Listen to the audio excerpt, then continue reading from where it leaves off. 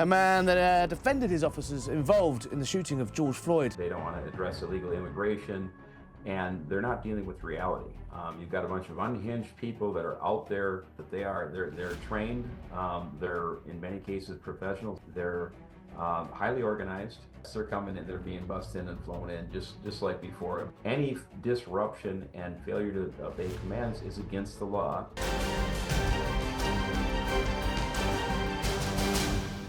Well, back to Harry Cole Saves the West, the show American grit meets British backbone. I'm afraid to report that Minnesota is at it again. Tear gas on the streets of Minneapolis last night as protests continue around the shooting of Renee Nicole Good by an ICE agent last week.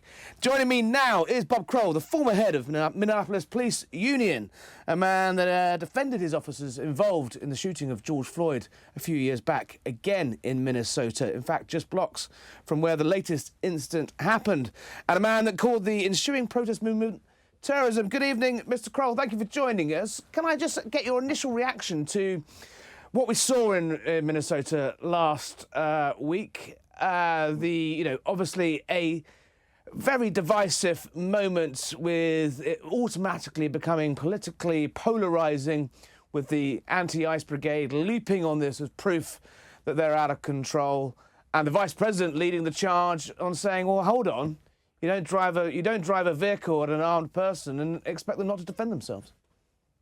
It sure is, Harry. And the fact is, if they were allowed to enforce the law and take enforcement action, and they had assistance from local agencies, which they should have and don't have, the outcome would be much different. There wouldn't be people getting hurt.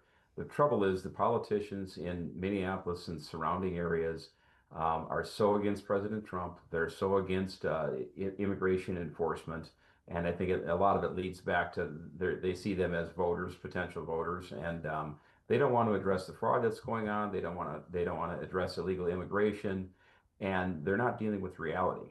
You've got a bunch of unhinged people that are out there demonstrating, and the reality is they're demonstrating to keep people that are wanted for crimes, some of them very heinous crimes, from being removed from our country. And they're fighting against ICE officers and just simply attempting to enforce the laws that are on the books. Sadly, the local politicians are keeping the police department and sheriff's department from assisting ICE in these operations too. They don't want to become involved, and they're leaving them out there.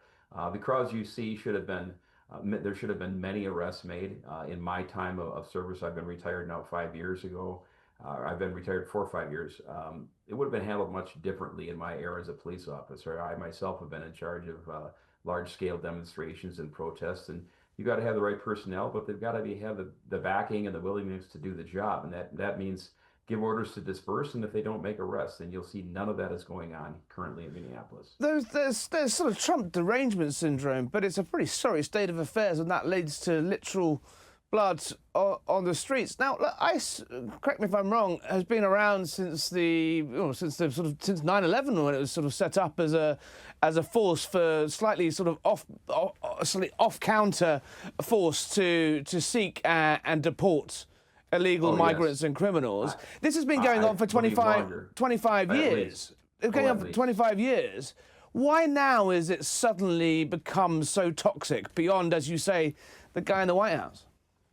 I think you've got the left has become so unhinged that they can't control themselves, and they are against everything positive that's being done for this country. In my opinion, the left has gotten to hate America, and you just look at some of the things that have transpired in the past year. You know, they're cozying up to criminals, they're cozying up to illegals. And they had for 4 years, they had an open border that they were hoping would flood their voter base and assist them. And now the president is shutting it off, and they can't deal with it. They're becoming unhinged, and they're becoming disruptive, and in some cases violent. I mean, they're pelting officers just for being out there. Last night, or 2 nights ago rather, they had Minneapolis police running away from protesters. And in my time of service I was on for 32 years, that would have never happened. Mm. It's extraordinary, though. It does seem that, these aren't just, sort of nice, smiley, lefty, liberal ladies who, have taken up the cause.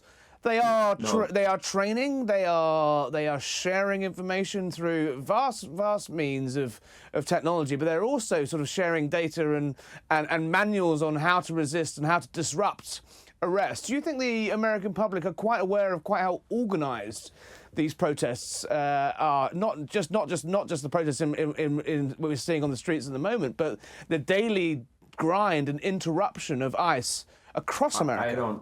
I don't believe they are, because you nailed it. They're trained. They're in many cases professionals. This is what they do. They come in from other towns, other cities, and this is what they do. They're highly organized. They have good forms of communication. These are not just people following along, coming out of their house to show up and assist in a protest. They're being led by a very organized group that is adept at doing this.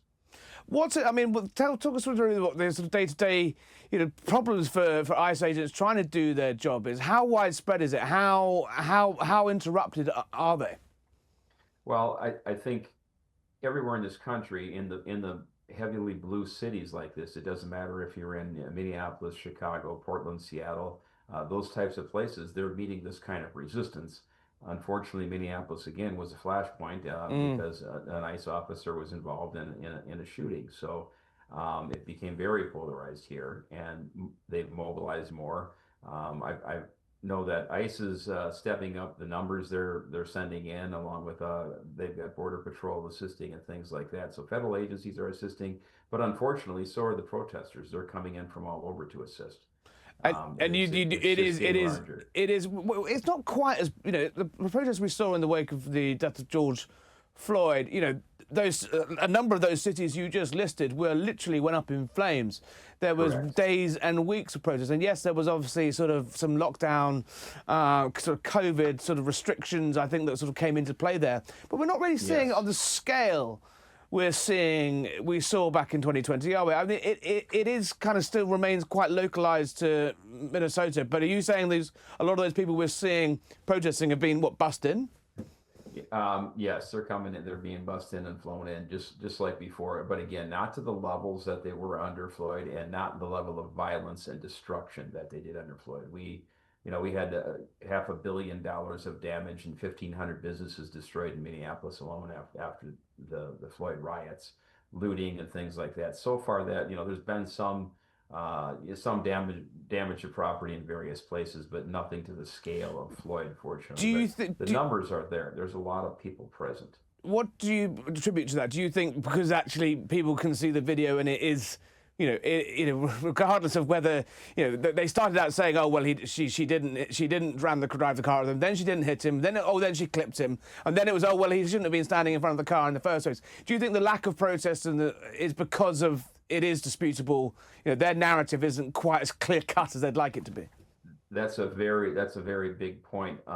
In this case, the federal administration got the real video out immediately. They got the officer's body camera out immediately. They handled it appropriately, where they had all available video footage, so the public could see, hey, this isn't just an innocent lady driving down. She was very orchestrated in what she did and calculated. Where Floyd was the exact opposite. They only replayed the one person's phone video that she recorded, and they didn't give any of the interactions. And I've said for years now that if they would have been more upfront and honest and on the offense, dispelling a lot of the false narrative in Floyd, it would have had a different outcome too, because they could have put 20 minutes out of his prior footage to see what led up to this. They didn't. They did the opposite, and they buried it. Do you think the reaction from the administration, from Kristi Noem, from that extraordinary press conference that J.D. Vance led from the White House podium the other week, do you think that they've done as much as they can do then?